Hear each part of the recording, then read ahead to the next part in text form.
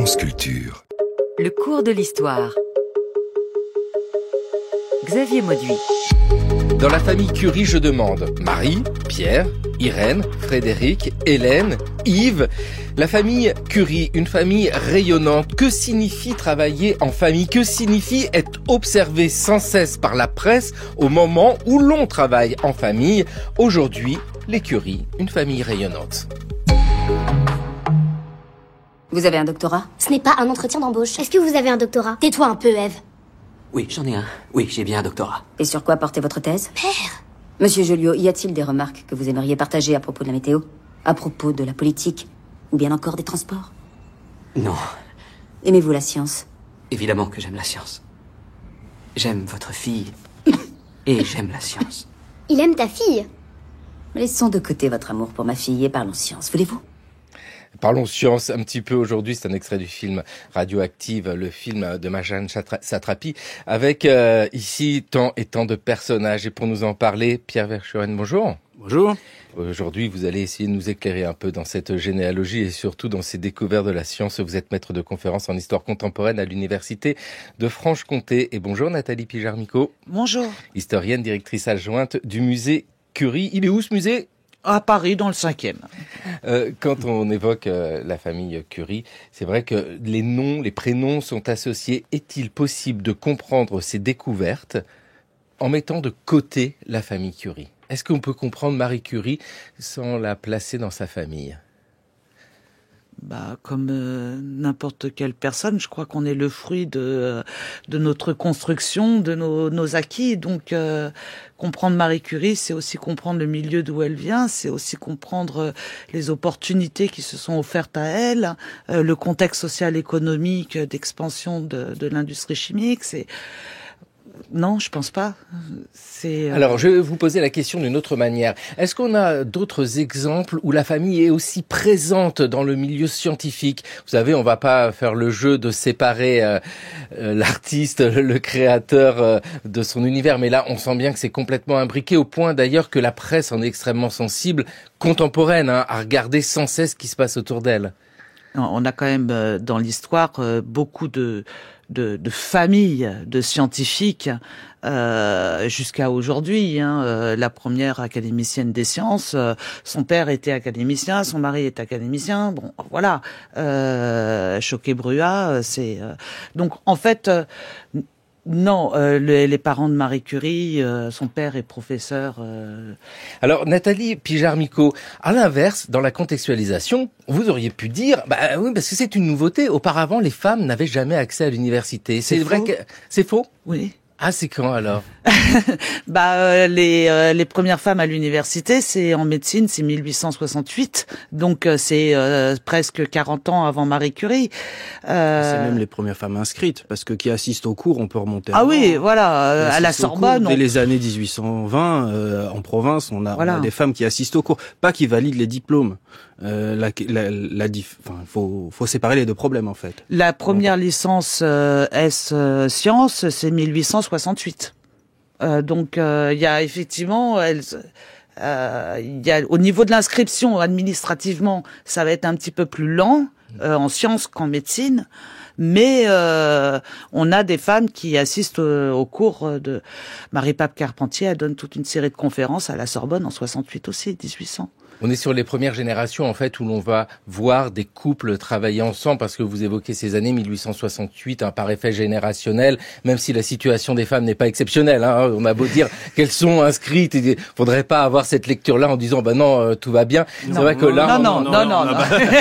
on est bien d'accord. Mais on arrive, sur cette première génération où on peut avoir une femme qui travaille avec son mari et puis qui, avec la reproduction sociale, a des enfants qui travaillent dans ce monde scientifique. Ça étonne que Marie Curie ait des positions aussi fortes au début du XXe siècle. Des positions de responsabilité, dans un laboratoire de recherche. Vous savez, on a Dorothée Klum qui dirige un laboratoire des longitudes à Meudon. On a la sœur d'Augusta Klum comment s'appelle, Dégérine. qui va épouser Dégérine, qui va travailler dans un laboratoire de neurologie, c'est exceptionnel, dans le sens où c'est rare. Mais Marie Curie n'est pas la seule. On arrive à un moment de l'histoire où effectivement on a besoin de gens qualifiés sur le marché du travail, ne serait-ce que pour être prof, puisqu'on vient de créer l'enseignement secondaire, etc. On a les industries électriques, les industries chimiques, on a besoin de gens qualifiés, les femmes commencent à investir les universités, donc beaucoup vont être professeurs du secondaire, mais certaines vont avoir l'opportunité de travailler avec leur mari et voilà. Avec ici, et c'est très bien cette contextualisation, un moment aussi où cette femme qui travaille avec son mari est mise à égalité de son mari, alors que bien souvent les femmes travaillent avec leur époux mais sont complètement invisibilisées. Et ça sur une histoire très très longue, un temps très long. Alors ça, c'est une volonté de Pierre Curie. C'est une volonté vraiment importante de Pierre Curie qui par exemple refuse de signer le premier article de 98 dans l'Académie des sciences pour que ce soit la signature de Maria Skłodowska-Curie. Donc faut pas oublier que les femmes à cette époque-là, elles avaient besoin d'être soutenues par un homme, puisque ne serait-ce que leur père ou leur mari devait signer l'autorisation pour qu'elles puissent s'inscrire à l'université ou même dans le secondaire. Donc si elles n'étaient pas dans un milieu favorable à l'éducation féminine, de toute façon, elles ne pouvaient pas y avoir accès. Oui, Pierre Verschoen, on voit bien que c'est imbriqué ici, la famille et la recherche, ne serait-ce que par l'autorisation qu'il faut pour les femmes de pouvoir poursuivre la recherche. On peut pas faire autrement, faut l'autorisation du mari ou du père. Faut l'autorisation du mari ou du père, et puis même faut l'autorisation du directeur de l'école, puisque Marie Curie, quand elle commence à faire de la recherche à l'EMPCI, enfin aujourd'hui le SPCI, elle n'est pas étudiante de cette école qui n'accepte encore pas les femmes, et donc c'est le directeur qui donne une autorisation ad hoc pour qu'elle puisse travailler. Donc non seulement il y a le milieu familial, et puis il y a ce que on peut aussi construire à partir de ça. Oui, le SPCI, c'est l'école supérieure de physique et de chimie industrielle de la ville de Paris. De la ville de Paris, c'est important parce que le nom à la création, c'est pas celui-là, hein, c'est une école municipale. D'ailleurs, ça nous permet de réfléchir aussi sur ces transferts de connaissances. C'est une création après que la France ait perdu l'Alsace-Lorraine, l'Alsace-Moselle. Donc c'est une école riche d'Alsaciens, d'Alsaciennes, plutôt d'Alsaciens sans doute. Oui. Ah oui, ne serait-ce que le directeur qui a enseigné à l'école de chimie de Mulhouse le directeur fondateur, je veux dire, Schutzenberger, qui a enseigné à l'école de Mulhouse avant de participer à la fondation. Tout à fait, c'est plein d'Alsaciens, puis qui étaient plus proches de l'industrie chimique allemande, parce que c'est ça la préoccupation à la fin au sortir de la guerre franco-prussienne, c'est de rattraper l'industrie chimique allemande. Et puis s'il faut s'appuyer sur des femmes pour ça, ils vont pas s'en empêcher. Enfin, il n'y a pas de la préoccupation. J'allais dire de national passe avant. Oui, c'est ça, parce qu'on voit bien ici que dans les différents champs des disciplines scientifiques, il y a des voies qui se créent. Et d'ailleurs, pour les femmes, est-ce que la voie scientifique est une évidence? Alors, vous nous l'avez dit, Nathalie Pijarmiko, Marie Curie est fille d'un professeur de mathématiques en Pologne. La science, est-ce que c'est une voie plus facile pour essayer de faire carrière quand on est femme en cette fin du 19e siècle, début du 20e siècle? En fait, c'est là aussi c'est très lié au contexte français. Hein.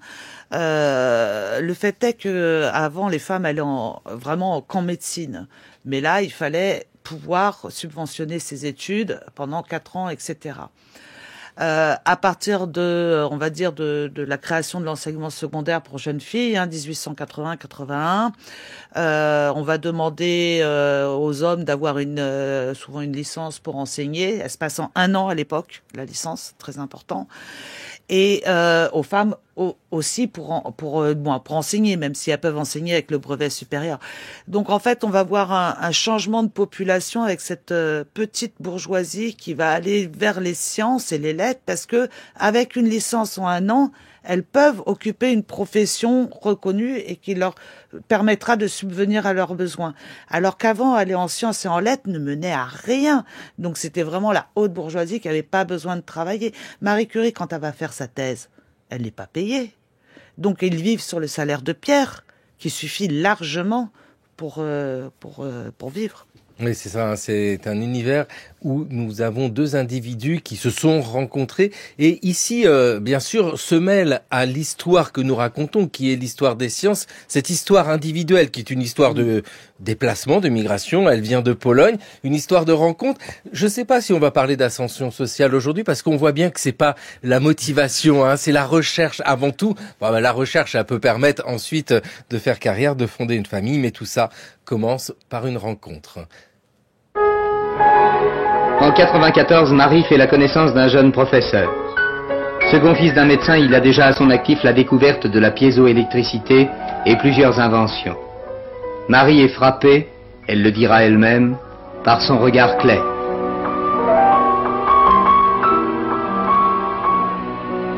Il lui écrit « Ce serait une chose à laquelle je n'ose croire que de passer la vie l'un près de l'autre. » Et l'année suivante, Marie Sklodowska devient Madame Marie Curie. Pierre Curie a passé avec succès son doctorat de physique, mais les moyens sont modestes, et les promenades à vélo sur les routes de l'Île-de-France seront leur voyage de noces. Chaque jour, ils vont franchir ensemble désormais la porte du laboratoire de la rue Lomont. Laboratoire, un bien grand mot pour ce hangar pauvrement équipé. C'est là cependant que, travaillant 15 heures par jour, Pierre et Marie Curie découvriront le radium.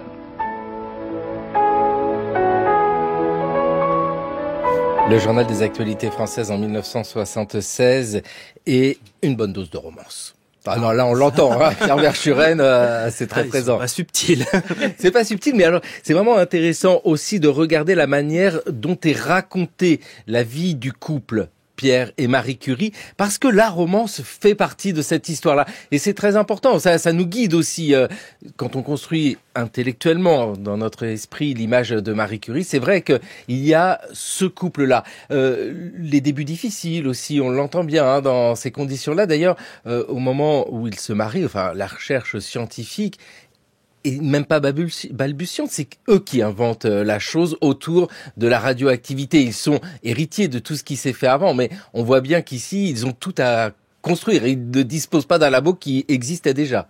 En l'occurrence, c'est vrai qu'à l'EMPCI, à l'époque, c'est même dans le premier règlement, il est interdit aux chargés de travaux de faire de la recherche personnelle. C'est interdit, ce que fait même non seulement il faut une autorisation pour Marie Curie, mais pour Pierre aussi, puisque ce que fait Pierre de la recherche personnelle dans le laboratoire, en réalité c'est interdit par le règlement. Le directeur, voyant bien que ça marche bien et que ça l'empêche pas de faire son enseignement, laisse couler. Donc là on voit l'intérêt des marges de manœuvre institutionnelles sur la production de savoir.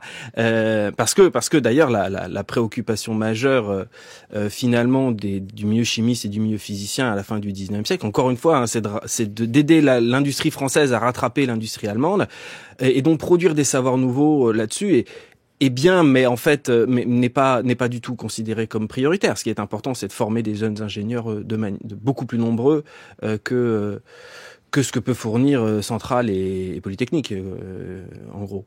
Oui, puisqu'à l'époque c'était ça les gros bataillons d'ingénieurs. Hein. Puis avec ce lieu qu'ils inventent en fait, ce laboratoire qu'ils mettent en place, on peut dire qu'ils inventent à eux deux quelque chose de nouveau au sens où ce couple, cette proximité, ce travail quotidien, on imagine bien que les conversations de la journée au moment du travail se poursuivent la soirée et peut-être même très tard dans la soirée.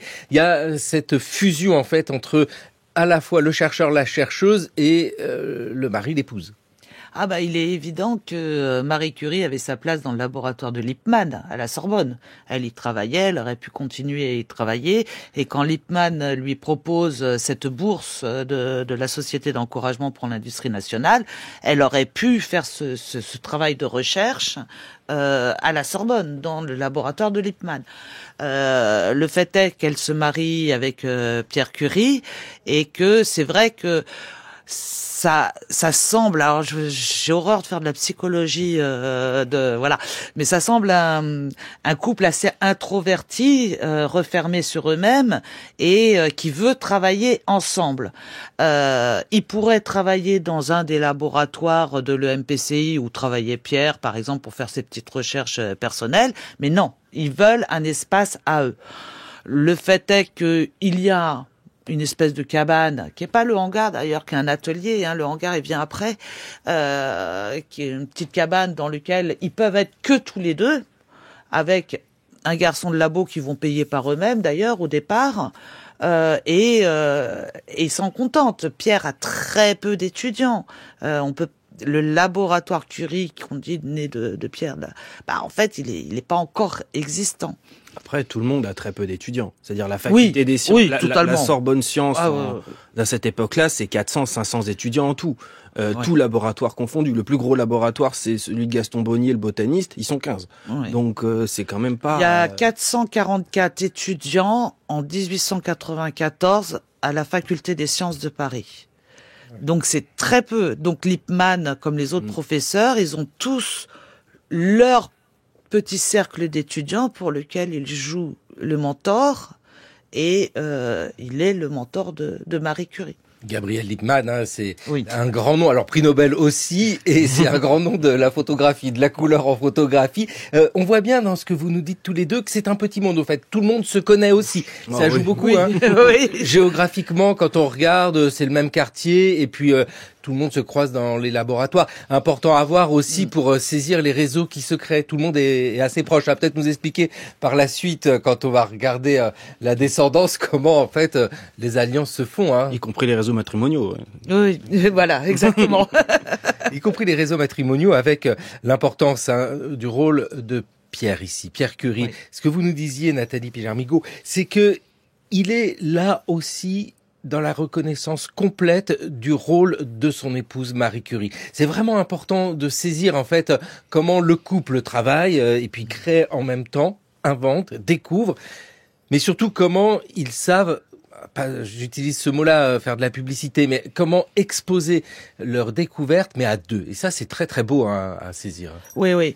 Il y a Marie Curie connaît des exemples de couples de chercheurs où, par exemple, Hertha Ayrton, en Angleterre, qui est une grande physicienne, son mari a refusé de travailler dans le même domaine qu'elle parce que, justement, il disait « tout ce que tu feras, on me l'attribuera ».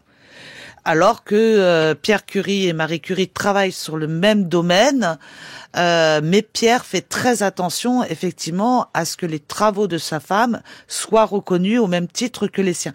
Pierre est d'un milieu très libre penseur. Il n'est pas baptisé alors qu'il est né en 1859. Son frère vit à la Colle avec une femme avec laquelle il a des enfants sans être marié. Ils se marieront plus tard.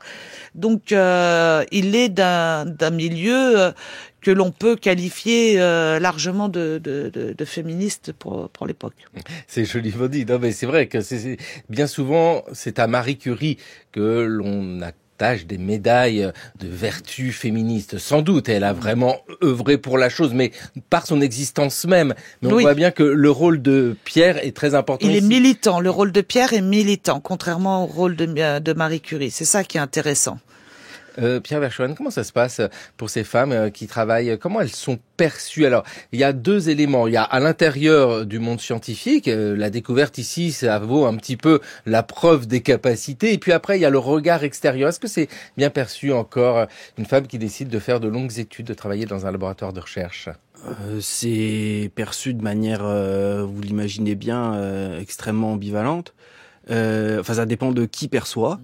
C'est-à-dire, c'est vrai que pour beaucoup de journalistes, ça fait du papier à scandale facile. Ça fait du papier à scandale facile dans la presse raisonnablement de droite de la fin du 19e, début du 20e siècle. Hein. On est en pleine affaire Dreyfus et des choses comme ça. Donc, en plus, c'est une étrangère, donc elle cumule. Donc, le papier pour un journaliste de l'Action française, il s'écrit tout seul. Hein.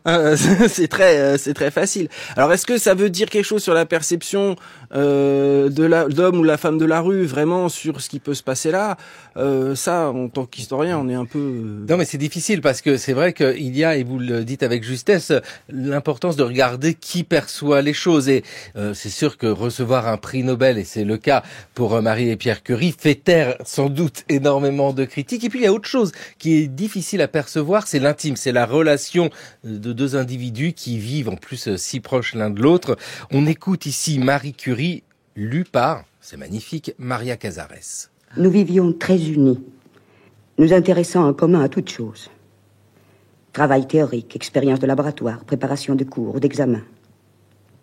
Pendant 11 années de vie commune, nous ne nous sommes presque pas séparés. il m'a été donné de le connaître comme il le souhaitait et de pénétrer sa pensée chaque jour davantage. Il était autant et plus que tout ce que j'ai pu rêver au moment de notre union.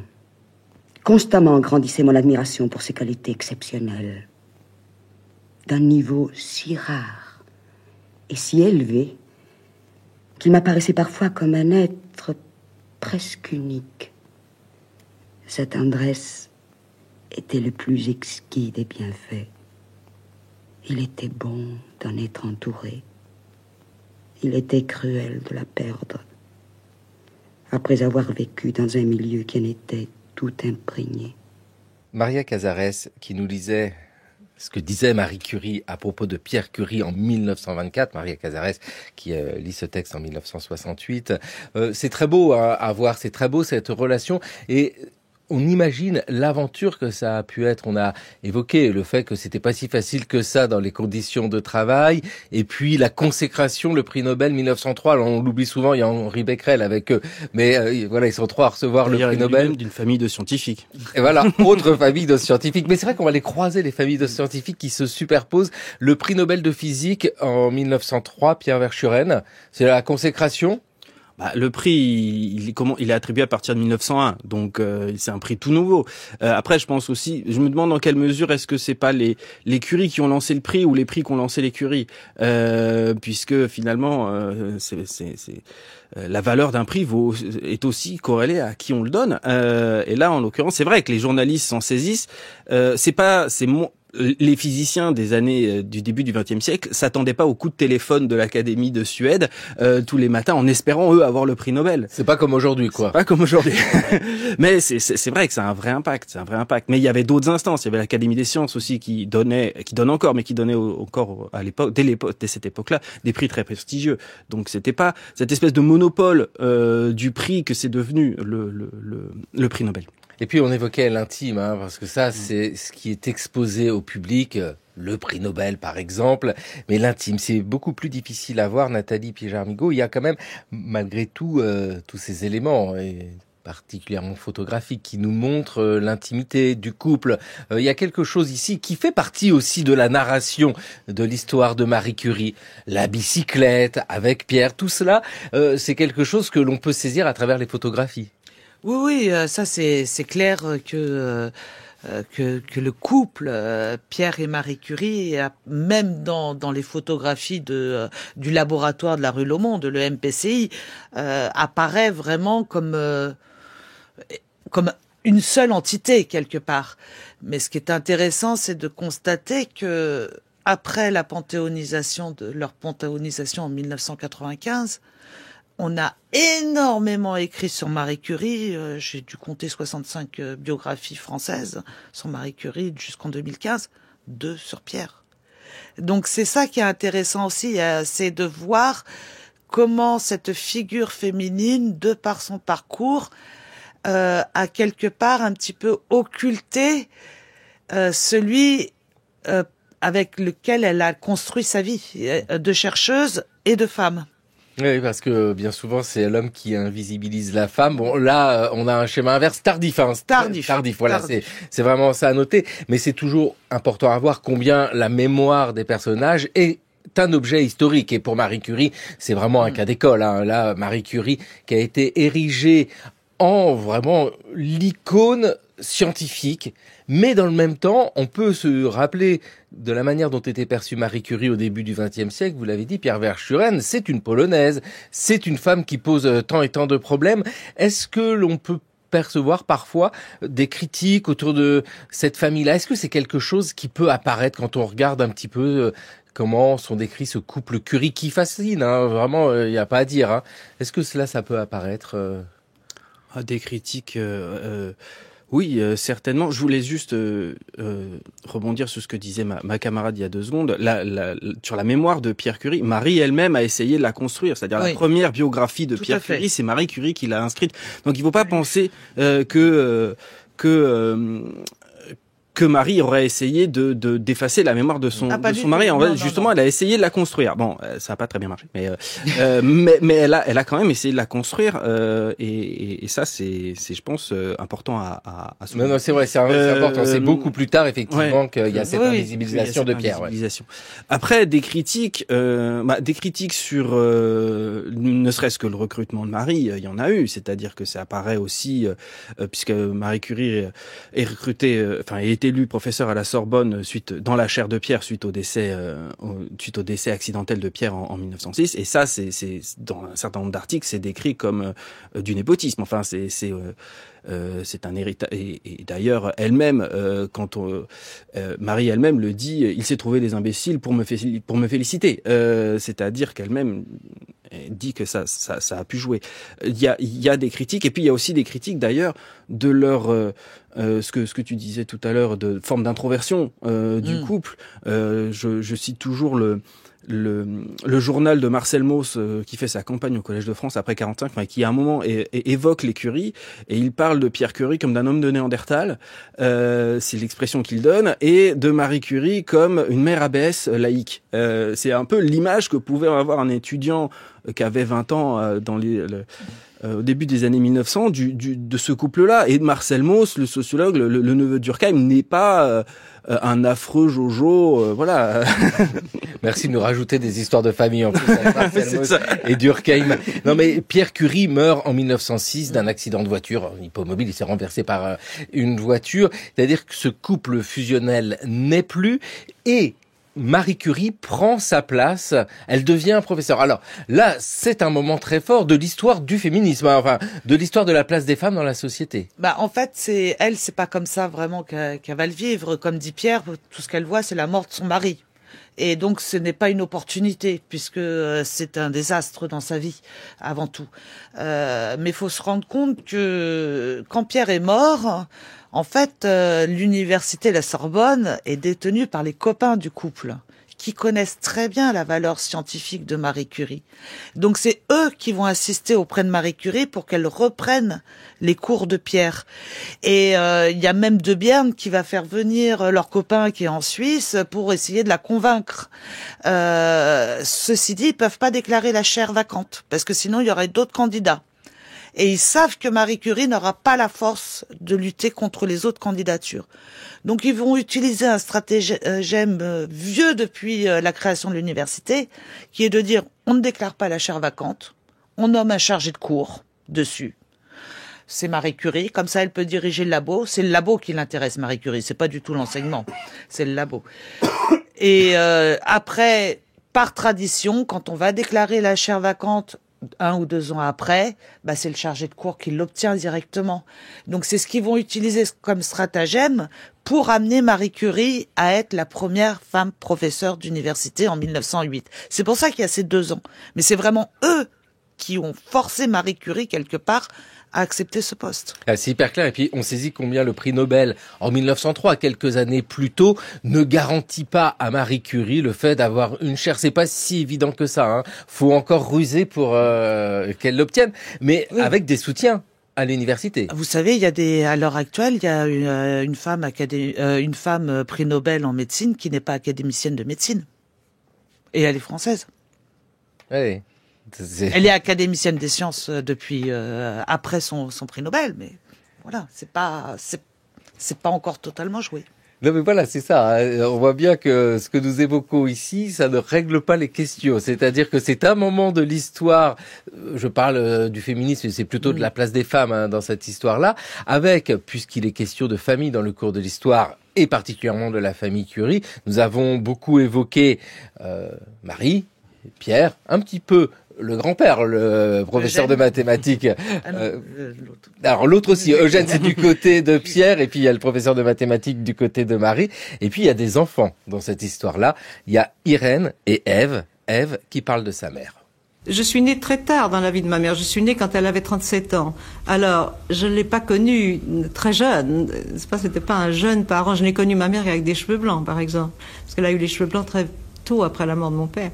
Ce qui fait que j'ai dû vraiment faire beaucoup de recherches. Et puis il y avait toute la partie polonaise de sa vie, qu'évidemment je ne connaissais moins bien.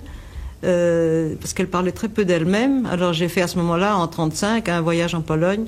J'avais à ce moment-là, heureusement, mes tantes vivaient encore et c'était des femmes remarquables et éminentes qui m'ont beaucoup aidée.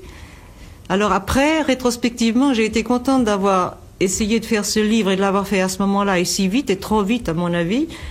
Mais après la guerre est venue, tant de documents ont été perdus, beaucoup de gens sont morts et je n'aurais plus pu faire le même livre. Le livre dont parle Ève Curie, c'est Madame Curie, publié en 1938, c'est-à-dire que la fille de Pierre et Marie Curie construit l'image de sa mère, tout comme Marie Curie avait elle-même essayé et tenté de construire l'image de Pierre Curie. Les enfants dans cette histoire-là, parce que bien sûr, question d'héritage. Alors d'héritage, parce qu'on est héritier de ses parents, et puis d'héritage de ce capital symbolique gigantesque. Dans le cas d'Ève Curie, nous avons affaire à une pianiste, une écrivaine aussi. Donc elle ne fait pas le choix de la science. Non. Irène, oui. Alors, comment ça se passe pour Irène? C'est une évidence de faire le choix de la science? Ève Curie le dit très bien, ils sont pas du tout nés au même moment. C'est-à-dire que Irène, elle a quand même connu son père et le couple de ses parents. Quand Ève naît, elle connaît son père 1 an et demi. Elle est née en 1904, donc à 10 ans c'est la guerre. Elle voit presque plus sa mère et sa sœur. Sa sœur est constamment avec sa mère, donc il n'y a pas du tout la même éducation, pas du tout le même parcours.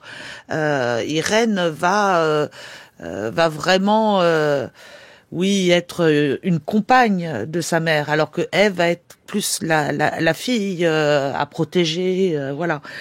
Ce qui est intéressant dans le parcours de Ève, c'est de remarquer que Marie Curie l'a encouragée dans ses choix de piano, de langue, etc. Et ne l'a pas forcément du tout encouragée en sciences. Pourquoi? Parce que pour Marie Curie, ce qui était important, c'était d'abord aimer ce qu'on faisait.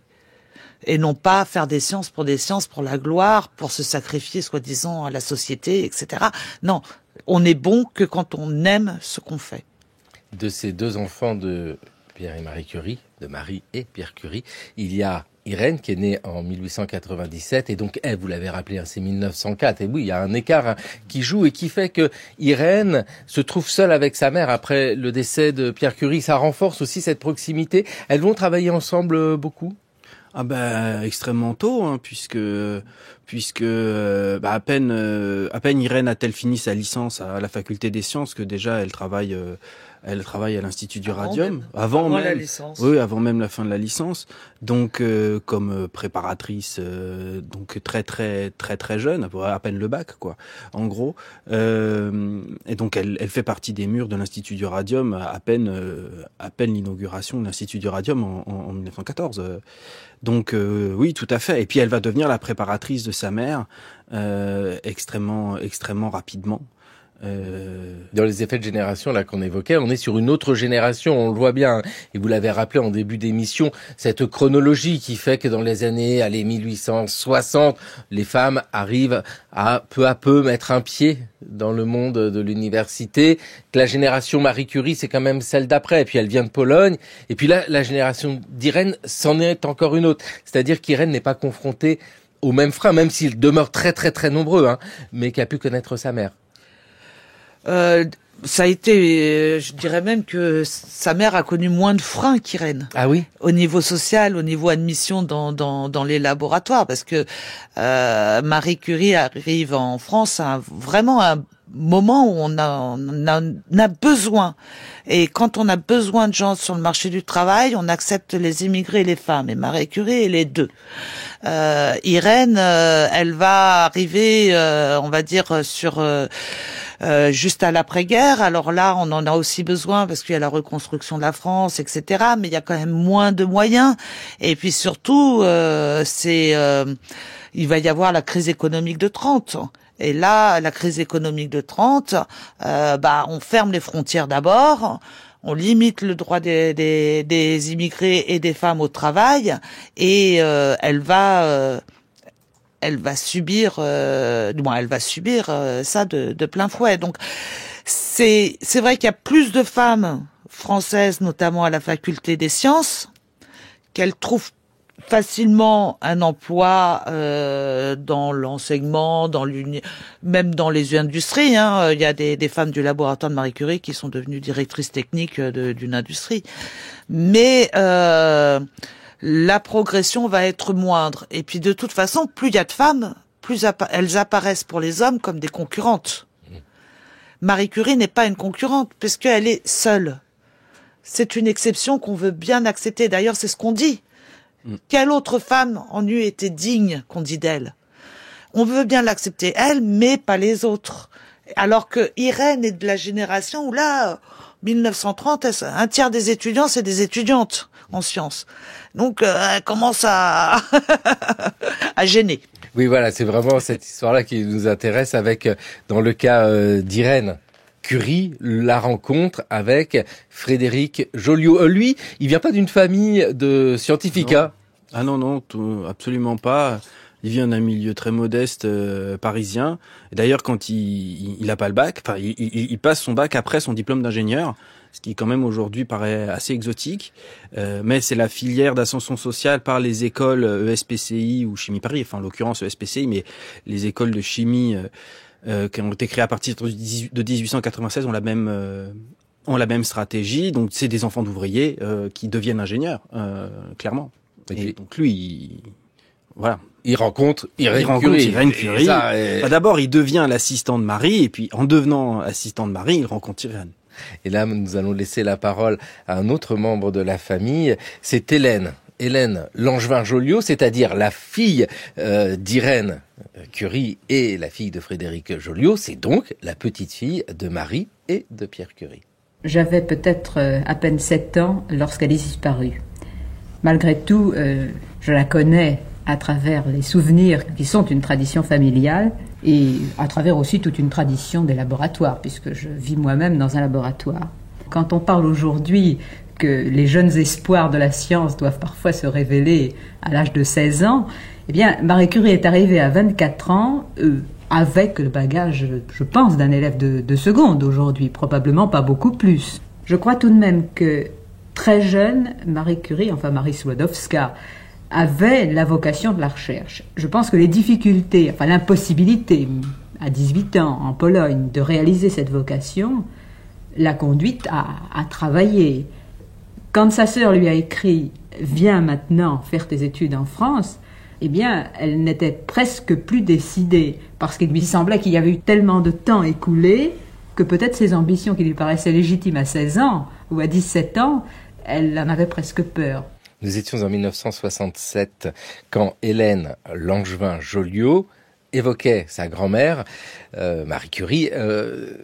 Hélène Langevin-Joliot était née en 1927, donc elle avait connu très peu de temps, 7 ans, sa grand-mère. Marie Curie est morte en 1934. Oui, Hélène est née en 27, elle a aujourd'hui 97 ans, passé.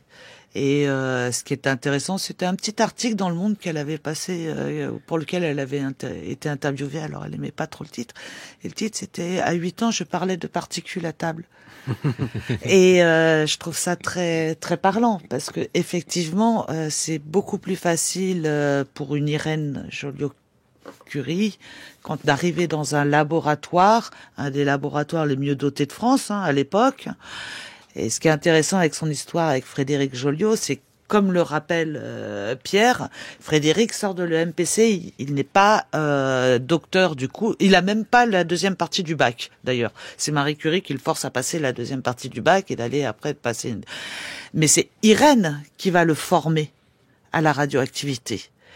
Et c'est pour la première fois, c'est une femme qui va former un homme, son futur mari, au domaine dans lequel ils vont exceller tous les deux. Avec l'évocation ici d'Hélène, donc la fille d'Irène, il y a ce nom qui apparaît, Langevin. En 1911, Marie Curie reçoit son second prix Nobel, bravo. Pierre est décédé depuis un moment. Il y a un scandale à ce moment-là lié au nom de Langevin. Alors c'est pas le Langevin d'Hélène, c'est son c'est son grand-père. Hein. C'est son grand-père. On peut rappeler quand même ce moment, cette polémique gigantesque autour de Marie Curie et de Paul Langevin, parce que c'est aussi un rapport très particulier à la famille. Je rappelle qu'elle est veuve à ce moment-là, et lui est en instance de divorce. Mais ça se passe mal. Hein. Tout à fait, ça se passe très mal. Disons que il filtre dans la presse, disons la divorcée de Paul Langevin fait filtrer dans la presse des lettres qu'ont échangé Paul Langevin, donc professeur au Collège de France en physique à ce moment-là et ami extrêmement ancien de Pierre et de Marie Curie. Et d'ailleurs lui-même ancien de l'ESPCI, donc fait filtrer des lettres qui révèlent une proximité très très proche, et évidemment ça fait immédiatement un scandale national, puisque c'est mis sous la rhétorique de ces étrangères qui viennent voler leur mari aux bonnes françaises, et ça fait un scandale national extrêmement fort. Enfin, on a dans les mémoires de Camille Marbeau, qui est la femme d'Émile Borel, donc qui à ce moment-là est directeur scientifique de l'ENS, donc habite à l'ENS, et donc elle raconte comment elle a accueilli Marie Curie le soir du scandale pour qu'elle se réfugie à l'école normale face aux hordes de journalistes venus lui courir après. Elle a à tel point d'ailleurs que le comité Nobel renacle un peu à attribuer le Nobel à Marie Curie pas attribuer le Nobel, à ce qu'elle vienne le chercher. Oui. Donc il y aurait, mais ça. Quand t'as un prix Nobel, tu veux venir le chercher quand même. Enfin, bref, alors elle ira quand même le chercher, etc. Et finalement, le scandale va se calmer de lui-même assez rapidement. Mais c'est vrai que c'est très révélateur d'énormément de choses sur déjà les relations dans ce petit milieu, et puis de la bonne morale bourgeoise aussi extérieure. Hein. Oui, et puis de cette montée de la xénophobie par tout à fait. L'héritage de toutes ces ligues et de cette presse qui s'en prend à Marie Curie. Et je le rappelle, Marie Curie qui a alors 2 prix Nobel, mais ça veut dire que 2 prix Nobel, ça suffit pas pour faire taire les polémiques, parce que ça dure encore bien longtemps après. Hein. Alors en fait, la polémique naît avant le second prix Nobel. Elle naît 1911. Au début de 1911. Donc il y a eu la polémique d'abord sur sa candidature à l'Académie des sciences, oui, tout à fait, qui a été vilipendée par l'extrême droite dans la presse, où on voit des titres, c'est Dreyfus contre Branly. Marie Curie est associée à Dreyfus. Donc rappelons que Dreyfus vient d'être gracié, et la grâce de Dreyfus a créé dans les mouvements d'extrême droite une dislocation. Donc on a plusieurs corpuscules qui commencent à se créer, et l'extrême droite a besoin d'un bouc émissaire pour regrouper toutes ces forces, en fait, qui sont en train de se disloquer. Et effectivement, ils vont trouver en Marie Curie et son histoire d'amour avec Paul Langevin l'occasion de regrouper, on le voit très bien dans les archives de la préfecture de police, ça a été étudié aussi très bien par Irène Frein dans son ouvrage. L'affaire Langevin-Curie, c'est d'abord une affaire politique, pour que l'extrême droite arrive à regrouper ses forces. Avec la famille Brandy ici, et on l'a bien dit, cette étrangère qui vient briser une famille française. Donc on voit que ça peut être au cœur de toutes ces polémiques, une instrumentalisation de la famille. C'est une instrumentalisation de la famille, surtout que il y a eu des duels, il y a eu tout ça. Effectivement, sa maison a été saccagée, ça s'est arrêté pile quand on lui a justement annoncé, quand on a fait savoir qu'elle allait avoir le prix Nobel de chimie, parce que la Pologne lui écrivait « Reviens en Pologne, là on s'occupera de toi ». La France disait elle commence franchement à nous gêner un peu au niveau moralité. Et donc là, Borel, il a dit c'est simple, soit on stoppe la presse et le prix Nobel est français, soit on stoppe pas la presse et le prix Nobel sera polonais. À vous de choisir. Et donc, paf, d'un seul coup, plus rien.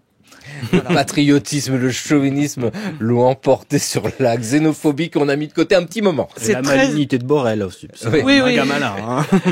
Mais ce qui est très marrant, c'est de voir effectivement que cette bille d'origine, la Pologne et la France se sont toujours battus un peu pour Marie Curie. Aujourd'hui, dans Wikipédia, sur son Wikipédia, c'est très marrant de voir Pologne-France qui s'essaye de s'attribuer l'icône nationale. La page des discussions est un grand moment de littérature. Moi, j'y vais même plus tellement que c'est horrible. Et en fait, Marie Curie a toujours œuvré dans sa vie pour un internationalisme de la science. Et ça va justement, cette polémique française-polonaise va complètement à l'encontre de ses propres valeurs à elle. Donc ça aussi, c'est intéressant dans la construction de son image. Ouais, c'est vrai, c'est l'instrumentalisation de l'histoire et du destin des individus qui est passionnant à étudier, à décortiquer comme objet historique. Et aujourd'hui, puisque nous réfléchissons à cette famille, la famille Curie, on la trace tout doucement comme ça, on avance, mais c'est vrai que c'est une famille, donc il y a les parents, les enfants, les alliances, et il y a ce couple Irène Curie et Frédéric Joliot qui nous donne Irène et Frédéric Joliot-Curie. Irène Curie a toujours eu l'intention de travailler avec sa mère, et dès la fin de ses études, elle vient au laboratoire. Elle entreprend d'ailleurs tout de suite des travaux de recherche sous la direction de sa mère, et elle prépare une thèse de doctorat lorsqu'elle a terminé sa licence. Frédéric Joliot, d'un autre côté, ancien élève de l'école de physique et chimie, et après un stage industriel, souhaitait faire de la recherche. Et il va trouver un de ses professeurs, Paul Langevin, et lui exprime son désir. Et Paul Langevin le conduit à Marie Curie, qui l'engage comme préparateur. Irène et Frédéric Joliot, ayant participé aux travaux qui conduisent à la découverte du neutron, ont remarqué que des éléments qu'on considérait jusqu'à maintenant comme stables peuvent être radioactifs. Ainsi, le phosphore, l'azote, l'aluminium peuvent être rendus radioactifs. Pour le 100e anniversaire de la naissance de Marie Curie en 1967. Donc, Pierre Auger, physicien, qui s'exprime. Alors là, autre famille de scientifiques, parce que, son père, Victor, est professeur de chimie, sa sœur, Colette, épouse Francis Perrin, prix Nobel, et fils lui-même de Jean Perrin, prix Nobel. Non mais voilà, on a ici des familles qui se croisent, qui se tissent. C'est toujours impossible d'essayer de comprendre pourquoi on choisit telle ou telle carrière, mais on a des éléments. Ce n'est pas par hasard si Irène Curie se lance dans ce champ de recherche-là. C'est quoi, en fait, d'après vous? Mais là, c'est un peu de l'analyse au doigt mouillé, parce que les gens ne laissent pas de témoignages, vu qu'ils ne le savent pas eux-mêmes. Moi, je pourrais pas dire pourquoi je fais histoire, j'ai des éléments.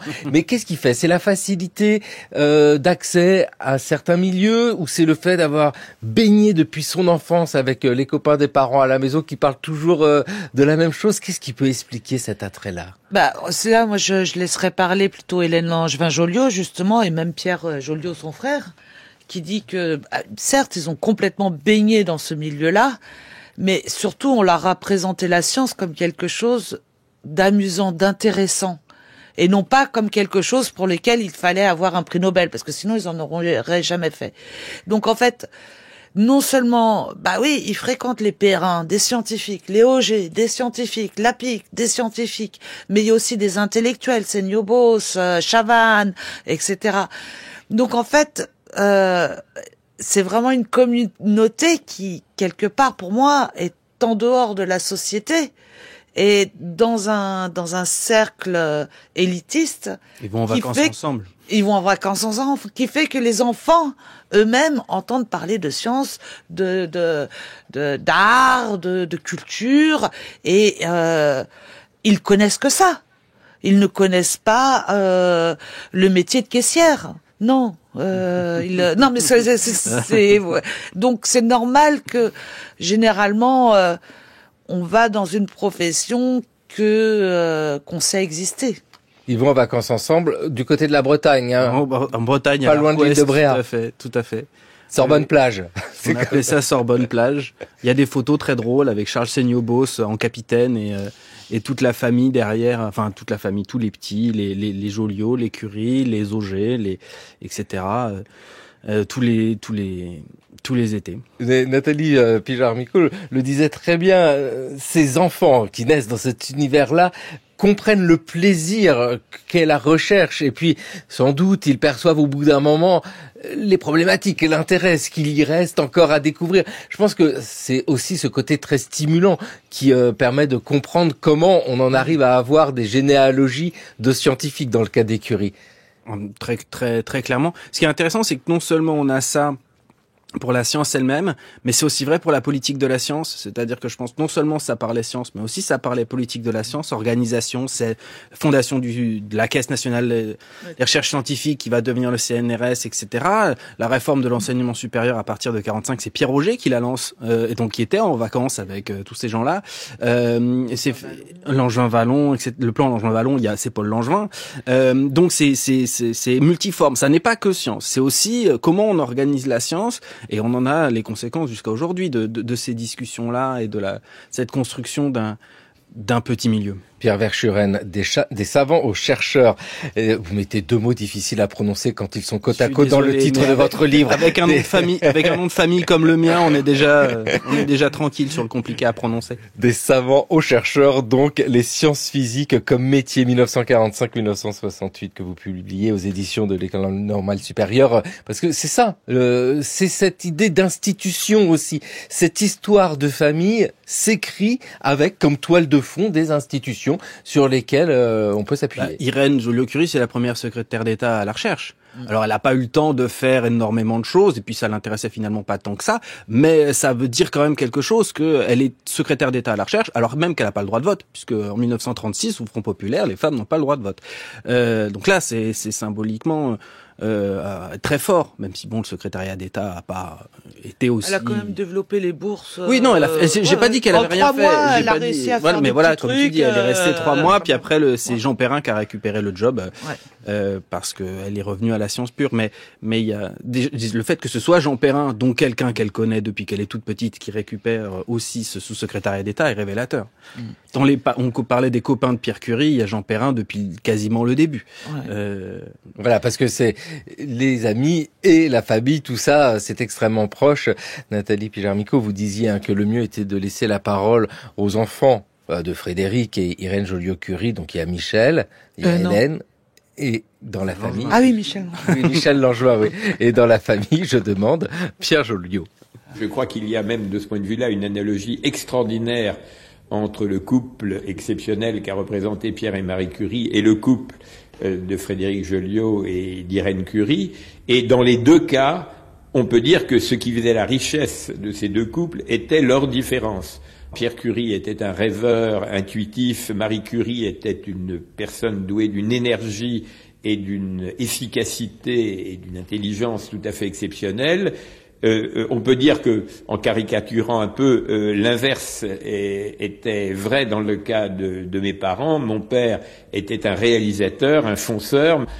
Mon père avait été qualifié par sa belle-mère Marie Curie de feu d'artifice, et au contraire, ma mère était quelqu'un qui raisonnait à une cadence différente, avec une solidité remarquable, et je pense que c'est l'extraordinaire différence de personnalité, je dirais presque l'opposition de leur personnalité, qui a expliqué leur succès, aussi bien dans leur vie professionnelle que dans leur vie de couple.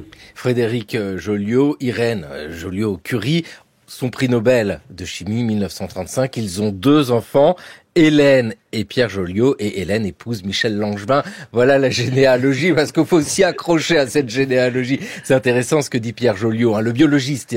Alors là, on voit ces ramifications dans l'univers des sciences, mais il joue sur la complémentarité des couples entre Marie et Pierre Curie et entre Frédéric et Irène Joliot-Curie. Intéressant, c'est de la construction, ça aussi, mais sans doute qui reflète une forme de réalité, ou en tout cas la réalité de la manière dont il l'a perçue.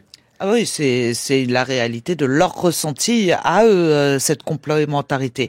Ils l'ont plus vécu avec leurs parents, Irène et Fred, mais par rapport à Pierre et Marie Curie, ni l'un ni l'autre ont connu. Ils ont eu les témoignages, par exemple, Irène note, on a toujours dit dans l'histoire que Pierre était le physicien et Marie Curie la chimiste, et que c'était justement cette association physique-chimie qui avait fait que... et pourtant, Irène montre que dans les carnets de la découverte, sur une même page, il peut y avoir les deux écritures. Donc en fait, la question de la complémentarité, ou plutôt de l'entraide se pose constamment. Mais c'est pareil, on n'était pas vraiment là pour voir ce qui s'est passé, à quel point ils étaient. Donc on ne peut que croire volontiers Pierre là-dessus. Ça c'est sûr. Et puis ça se construit en plus dans des univers extrêmement proches géographiquement, nous l'avons dit, et c'est ça aussi qu'il est intéressant de reconstituer tous ces réseaux, les correspondances, vous venez de citer les carnets, mais il y a tout l'impalpable, les conversations de tous les jours, et ça, c'est ce qui fait aussi tous ces liens entre les différentes familles.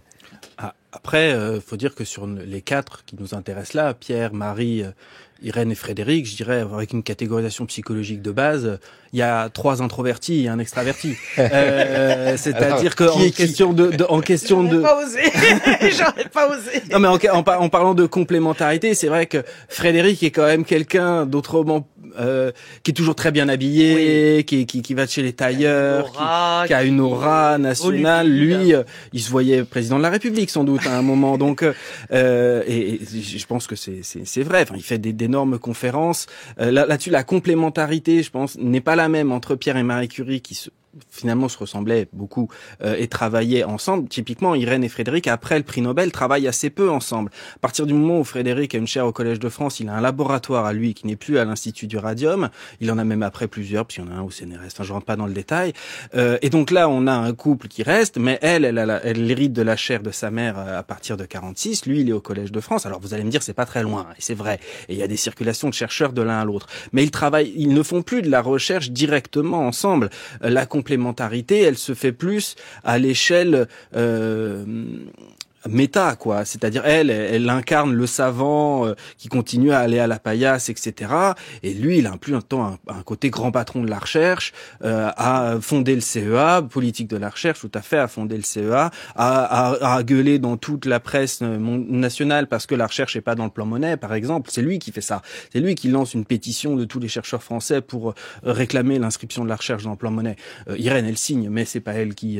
Donc là, il y a une répartition du travail, il y a une division du travail, je pense, dans le couple Irène et Frédéric, qu'il y a beaucoup moins dans le couple Pierre et Marie. Avec l'effet générationnel, hein. Pierre et Marie Curie, ce sont des gens qui sont nés à la fin du 19e siècle. C'était pas les mêmes rapports sociaux, même dans le couple. Et puis, Frédéric et Irène, c'est un autre temps, une génération de plus. Et quand on pense aux enfants, que ce soit Hélène ou Pierre, c'est des enfants de l'entre-deux-guerres. Donc ça modifie évidemment les relations de couple de manière très forte, hein. Ce sont pas les mêmes gens, on le voit d'ailleurs sur les images. Non, c'est pas la même culture, c'est pas les mêmes lois qui régissent aussi la société, les rapports de hommes-femmes. C'est pas, il y a eu une évolution culturelle qui effectivement n'est pas du tout la même.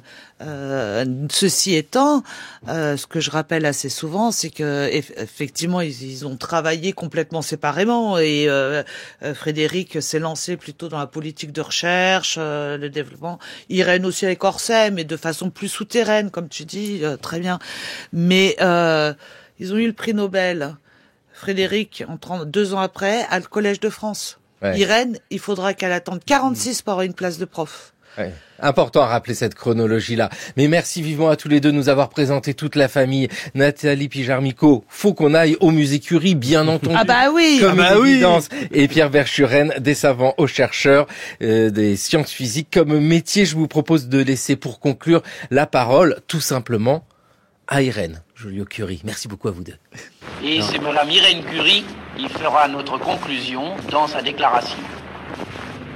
Je ne puis que dire que je m'associe aux paroles qui ont été prononcées ici, et en ceci surtout, notre foi dans l'utilité sociale de la science et notre foi dans la beauté de la science et dans la joie qu'il y a à faire du travail scientifique.